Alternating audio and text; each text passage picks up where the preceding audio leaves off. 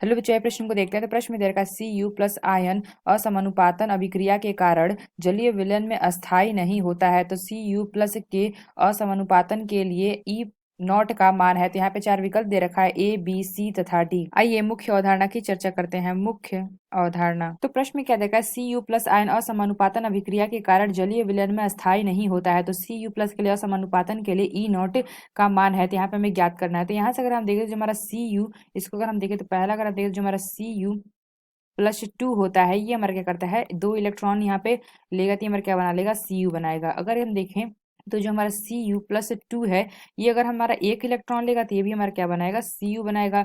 अगर हम देखें तो प्रश्न में से क्या पूछा गया, Cu प्लस है, तो यानी अगर हम देखें तो Cu प्लस से क्या हो रहा है, एक इलेक्ट्रॉन लेगा तो ये हमारा क्या रहा है कि Cu बनाएगा। तो इसके लिए हमारा ई नॉट का मान क्या होगा। तो यहाँ से अगर हम देखें तो पहला का हमारा क्या होता है, ई नॉट की वैल्यू हमारी देखें E1 इसको मान लेते हैं। तो E1 में से देखें तो 0.34 वोल्ट होता है। ऐसा अगर हम देखें तो हमारा प्लस टू से Cu बना रहा है, यानी कि एक इलेक्ट्रॉन से। तीसरा अगर हम ई नॉट के यहाँ पे E2 मान लेते हैं, इसको E2 नॉट बराबर हमारा क्या होता है, 0.15 वोल्ट। तो यहाँ पे हमें ज्ञात करना है कि E3 नॉट की वैल्यू हमें क्या होगी, यहाँ पे ज्ञात करनी है। तो यहाँ से अगर हम डेल्टा जी निकालें तो डेल्टा G1 बराबर अगर हम देखें तो इसका सूत्र बताया, डेल्टा जी बराबर होता है माइनस का N F E नॉट 1 होगा।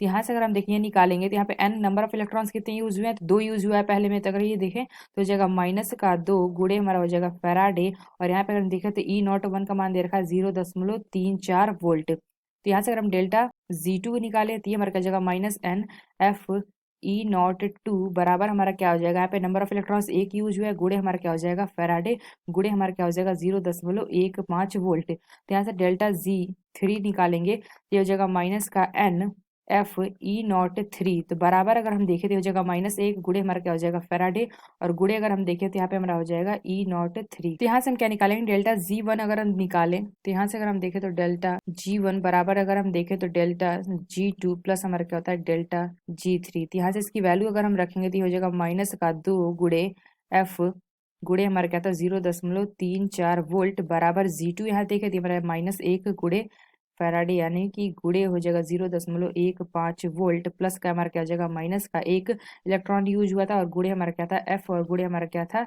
ई नॉट 3। तो यहाँ से अगर हम देखें तो एफ एफ हमारे कट जाएंगे सारे। तो यहाँ से हमारा क्या निकल के आ जाएगा, यहाँ से अगर ई नॉट 3 हमें निकाला तो बराबर आ जाएगा 0.53 वोल्ट। तो यहाँ से अगर हम देखें तो ई नॉट सेल बराबर हमारा क्या होता है, ई नॉट कैथोड माइनस का होता है ई नॉट एनोड। तो यहाँ से अगर हम देखें तो ये हमारा क्या हो जाएगा ई नॉट, और यहाँ से हमारा क्या हो जाएगा Cu प्लस से Cu, और माइनस हमारा क्या हो जाएगा ई नॉट Cu प्लस टू से हमारा क्या हो जाएगा Cu प्लस। तो यहाँ से इसकी वैल्यू अगर हम निकालेंगे तो ये हमारा आ जाएगा 0.53। ये हमारा ई नॉट 3 की वैल्यू आई थी, यानी कि हम देखें तो प्लस से Cu, और माइनस अगर हमने देखे तो ये हमारा प्लस टू से यानी कि प्लस में जा रहा था, यानी ये हमारा क्या था, इसका ये हमारा ई नॉट की वैल्यू थी 0.15। तो ये हमारा क्या निकल के आ जाएगा 0.38 वोल्ट। तो ये हमारा क्या आएगा, प्लस में आएगा। तो आइए अपना विकल्प देखते हैं कौन सा विकल्प सही है। तो अगर हम देखें तो पहला विकल्प दे रखा है 0.38 वोल्ट, यह विकल्प हमारा सही होगा। तो आशा करते हैं आपको समझ में आया होगा। धन्यवाद।